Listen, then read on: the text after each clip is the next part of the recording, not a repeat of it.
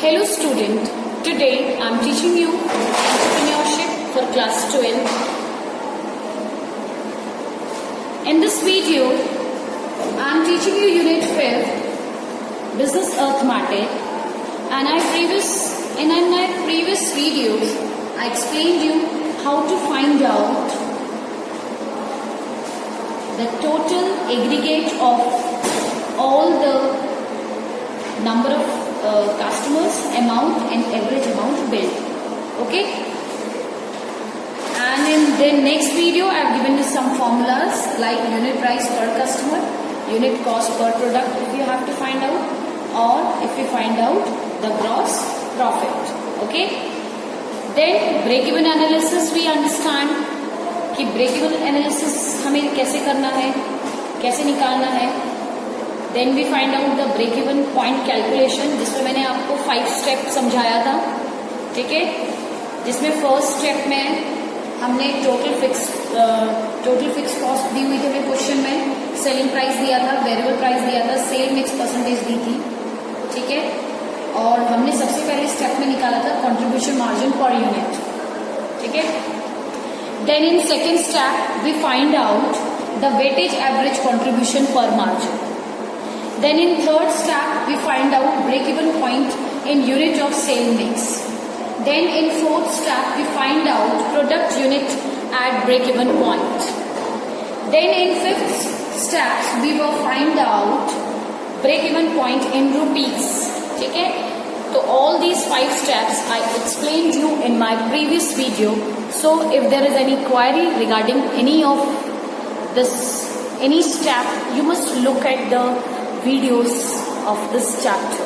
Okay, now in this video I'll explain you the next way of doing the new numerical, जिसका formula थोड़ा सा change है. यहाँ पे हम multiple product break even analysis करेंगे. ठीक है, तो यहाँ पे तो प्रीवियस में तो हमने मल्टीपल प्रोडक्ट का लिया था, अब हम इसमें करेंगे multiple product break even analysis. Okay, तो दो के बीच में कंपेयर करते हुए चलेंगे हम इसमें. This is the information which is given in the form of question. So I am reading question for you, so listen carefully. Toy craft produce toy alligators and toy dolphins. So एक toy craft producer है जो toy alligator बना रहा है और toy dolphin बना रहा है. ठीक है, फिक्स कॉस्ट आर 12,90,000. इसमें जो हमें इंफॉर्मेशन दी है, फिक्स्ड कॉस्ट दी हुई है ₹12,90,000.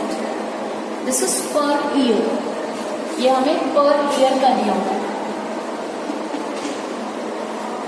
Okay, sale revenue and variable cost per unit are as follows. इसका जो सेल रेवेन्यू है मीन सेल प्राइस, और जो वेरिएबल कॉस्ट है वो भी हमको क्वेश्चन में दिया है. जैसे सेल प्राइस है आपका एलिगेटर का ₹20, डॉल्फिन का आपका ₹25. वेरिएबल कॉस्ट एलिगेटर्स का ₹8 एंड डॉल्फिन्स का ₹10. Fine. Now more information. What other information is given? Suppose the company currently sale, मान लो कि कंपनी अभी के टाइम पे जो करंटली सेल है वो 1,40,000 एलिगेटर्स की है पर ईयर और 60,000 डॉल्फिन्स की सेल है. ठीक है, और इसमें जो हमें सेल मिक्स दिया हुआ है वो सेल मिक्स दिया है हमें 14:6 में. क्या रेशियो दिया है? 14:6. ये हमें एट द बिगिनिंग 1 साल का दिया हुआ है कि एलिगेटर टोटल इतने सेल हो रहे हैं और पर ईयर में, और डॉल्फिन्स हमारी 60,000 सेल हो रही है, जिसमें रेशियो हमें 14:6 दिया हुआ है. Now assuming the sale mix, हमें सेल मिक्स को एज्यूम करते हुए stays constant how many alligators and dolphin must be company sell to break even. अब हमें ये बताना है कि जो कंपनी ब्रेक इवन, मैंने आपको पहले भी बताया था जहां पे हमें ना ही नुकसान हो रहा है ना ही हमें लॉस हो रहा है, तो वहां पे जब ब्रेक इवन पॉइंट आ जा रहा है तो कंपनी कितने एलिगेटर सेल कर पा रही है और कितने डॉल्फिन सेल कर पा रही है, ये हमें फाइंड आउट करना है. तो this is situation A which we have to be find out. Now situation B, ये हमें निकालना है. हमें क्या निकालना है सिचुएशन ए में कि कंपनी एक ब्रेक इवन पॉइंट पर, ब्रेक इवन जो मेन होता है जहां पे ना प्रॉफिट हो रहा है ना लॉस हो रहा है, वहां पे कितने एलिगेटर्स और कितने डॉल्फिन्स वो बना ले रही है. ठीक है. Now next, suppose the company currently sales 60,000 alligators. मान लो नेक्स्ट सिचुएशन में वो 60,000 एलिगेटर्स को सेल करती है और 1,40,000 वो डॉल्फिन्स को सेल कर रही है. तो इसका जो रेशियो हो जाता है वो 6:14 हो जाता है. ठीक है. Assuming the sales mix says constant, how many alligators and dolphin must the company sell to break even per year? तो कंपनी कितना ब्रेक इवन पॉइंट पर सेल कर रही है सेकेंड सिचुएशन में भी हमें वो चीज निकालनी है, लेकिन इसमें जो डिजिट्स है वो चेंज हो गई है. जैसे यहाँ पे 1,40,000 एलिगेटर का था, 60,000 डॉल्फिन का था. सेकेंड सिचुएशन में 60,000 आपके एलिगेटर्स हैं, 1,40,000 आपके एलिगेटर्स है. रेशियो भी चेंज हो जाए. ठीक है. So what we have to find out? We must have to be find out the company sale to break even per year. कितना वो सेल कर पा रहा है एलिगेटर को और डॉल्फिन को सेपरेट निकालेंगे. Now question number C, point C, इसी का point C है. Explain why the total number of toys needed to break even in the same as so different from the numbers. तो ठीक है, क्वेश्चन स्टार्ट करते हैं. So this is the question. This all information they have given in us in question. ये question form में हमको पूरी information दी हुई है. अब हम इसको सॉल्व करेंगे. ठीक है. तो इसको हम रफ करते हैं.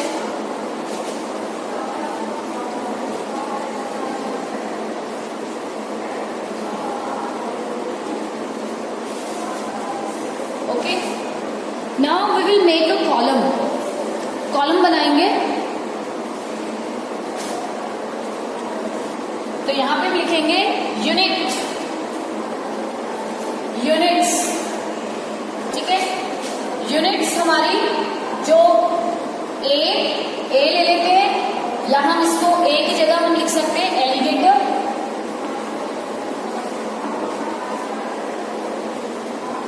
एलिगेटर्स. और यहां पे हम लिख सकते हैं डॉल्फिन्स. ठीक है. ये तो है हमारे एलिगेटर्स, ये है हमारे डॉल्फिन्स. ठीक है. यूनिट एलिगेटर्स की कितनी दे रखी है, कितनी यूनिट्स है 1,40,000, ये हमको गिवन है. और डॉल्फिन्स की कितनी है 60,000. ठीक है. ये हमें सिचुएशन ए में दिया हुआ है. अगर हम सिचुएशन ए को देखें, पॉइंट ए को देखें, तो उसमें दिया है suppose the company currently sales, alligator का 1,40,000 है, डॉल्फिन का 60,000 पर ईयर. ये हमको पर ईयर का दिया हुआ है. Now as in previous question, जैसे हमने प्रीवियस क्वेश्चन में स्टेप बाय स्टेप किया था, तो वही स्टेप हम इनमें फॉलो करेंगे. We will write first sales price per unit. Sales price per unit यहां पे हमें दिया है 20, जो कि हमें क्वेश्चन में गिवन है, and here ₹25. Okay. Next variable cost. क्या करते हैं हम कंट्रीब्यूशन मार्जिन निकालने के लिए वेरिएबल्स को इससे माइनस कर देते हैं. Variable cost per unit. तो वेरिएबल कॉस्ट हमें एलिगेटर की दी थी 8 और डॉल्फिन की हमें दी हुई है 10. क्वेश्चन में गिवन था. ठीक है. अब now we will find out the sale first. Sales. तो सेल्स हम सबसे पहले किसकी निकाल रहे हैं, एलिगेटर की निकालेंगे, फिर हम निकालेंगे डॉल्फिन्स की. ठीक है.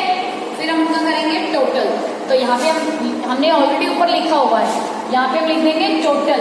जो भी हम निकालेंगे इनका इसका वो हम यहाँ पे टोटल करेंगे. ठीक है.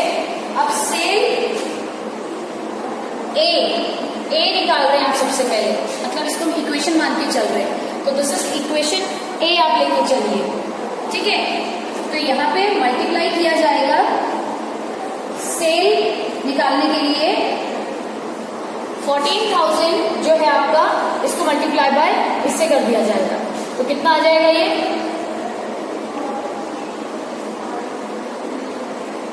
28 लाख।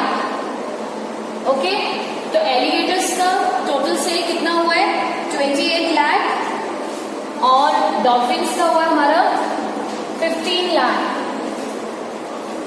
और यहां पर आ जाएगा इनका टोटल, तो टोटल बैठा है आपका 43 लाख। जिनको स्क्रीन नहीं दिख रही है, if you are not able to look the full screen, I am dictating, you just write it by my saying. तो सेल ए में एलिगेटर का हो गया 28 लाख, डॉल्फिन्स का हो गया 15 लाख और टोटल आ गया हमारा 43 लाख, ठीक है। नाउ वेरिएबल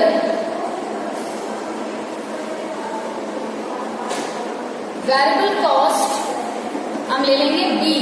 तो वेरिएबल कॉस्ट हमें क्या दी था, देखो वेरिएबल कॉस्ट पर यूनिट का हमें 8 दिया है, हमें वेरिएबल कॉस्ट पूरी की निकालनी है, तो हम इसको 8 मल्टीप्लाई बाय इससे कर देंगे, 10 मल्टीप्लाई बाय 60,000 से कर देंगे, ठीक है।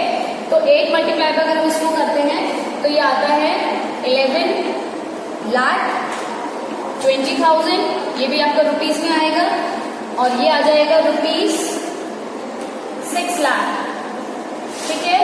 तो ये टोटल हो गया आपका रुपीस 17 लाख 20,000, ठीक है। आप ऐसे चेक कर सकते हैं, ये देखिए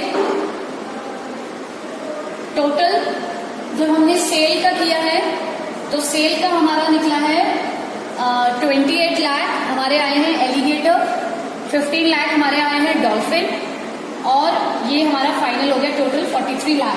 सेम एज वेरिएबल कॉस्ट निकालने के लिए हमने 14,000 1,40,000 को 8 से मल्टीप्लाई किया है, we got 11 lakh 20,000, and for the dolphin 60,000 multiply by 10 we got 6 lakh and the total is 17 lakh 20,000. Clear this much? Okay. Now contribution margin अब हम निकालेंगे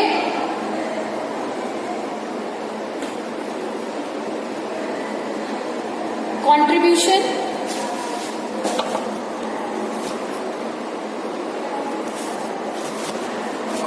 मार्जिन निकालेंगे, ठीक है। कंट्रीब्यूशन मार्जिन जिसको हम कहेंगे ए माइनस बी। ए माइनस बी मतलब ए तो हमारा ये सेल वाला है और बी हमारा ये वेरिएबल कॉस्ट वाला है, ठीक है। तो हम इसको सेपरेट सेपरेट अगर माइनस करते हैं तो हमारा जो एलिगेटर्स है वो आएंगे रुपीस 16,80,000 और ये हमारा आ जाएगा 9 लाख, और टोटल माइनस करके अगर हम करेंगे दोनों को ऐड कर लेंगे, क्योंकि यहाँ पे कंट्रीब्यूशन मार्जिन हमें डबल दोनों का निकालना है क्योंकि हम मल्टीपल प्रोडक्ट को एक साथ ले रहे हैं। तो यहाँ पे हमने कंट्रीब्यूशन मार्जिन एलिगेटर्स से निकाला था जो कि आया है 16,80,000 और डॉल्फिन का आया है 9 lakh. Okay, now we will add all these two, ठीक है। तो हमारा टोटल आ जाएगा रुपीस में आएगा ये भी 25,80,000। Clear? Now less fixed cost, इसमें हम फिक्स्ड कॉस्ट को लेस करेंगे। ये देखिए हमने इसमें फिक्स्ड कॉस्ट लेस करनी है, ठीक है। ये हमारा था मार्जिन कंट्रीब्यूशन, उसके बाद हमने ए माइनस बी किया तो ये हमारे आ गए एलिगेटर्स, उसके बाद आए हैं हमारा डॉल्फिन्स का अमाउंट और ये हो गया हमारा टोटल अमाउंट, ठीक है। Now we have to be do less fixed cost. तो फिक्स कॉस्ट हमें दे रखी है, कितने दिया था क्वेश्चन में, 12,90,000। तो 12,90,000 हम इससे माइनस कर देंगे जो हमारा टोटल अमाउंट आया होगा। ठीक है, तो इसके नीचे लिखते हैं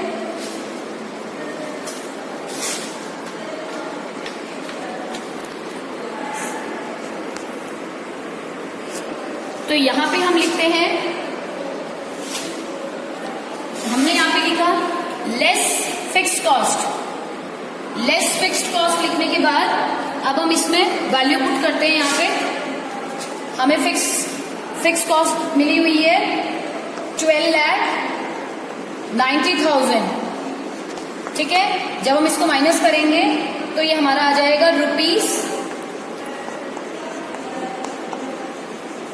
₹12,90,000। तो ये हमारा क्या है, ये हमारी नेट इनकम, ये हमारी नेट इनकम। तो नेट इनकम हमारी कितनी आई है, इतनी आई है। ठीक है, now we have to find out the weightage average contribution margin. तो वेटेज एवरेज कंट्रीब्यूशन मार्जिन निकालने के लिए हम फॉर्मूला लिखेंगे, वेटेज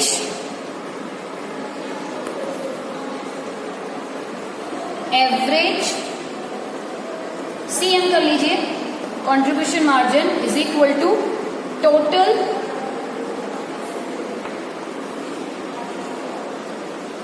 कंट्रीब्यूशन डिवाइडेड बाय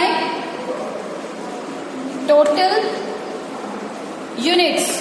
तो टोटल कंट्रीब्यूशन हमारा कितना है, ये आया हमारा 258 इतना आया है, डिवाइडेड बाय कितनी है यूनिट्स, टोटल यूनिट्स। अगर हम दोनों को ऐड करें तो टोटल यूनिट्स है हमारी, एलिगेटर्स थे हमारे 1,40,000 नहीं 1,40,000, डॉल्फिन्स थे हमारे 60,000। तो ये टोटल है हमारे 22 लाख। तो हम यहाँ पे जो टोटल यूनिट है इसमें इसको डिवाइड कर देंगे, ये आ जाएगा 2 लाख। आंसर आएगा आपका रुपीस में 12.90। ठीक है, तो in this video this much is enough and after this, इसके बाद इसमें क्या करना है, I'll teach you in next video. Okay, so please revise this, then only you will be able to understand the next step. तो आज के लिए इतना ही।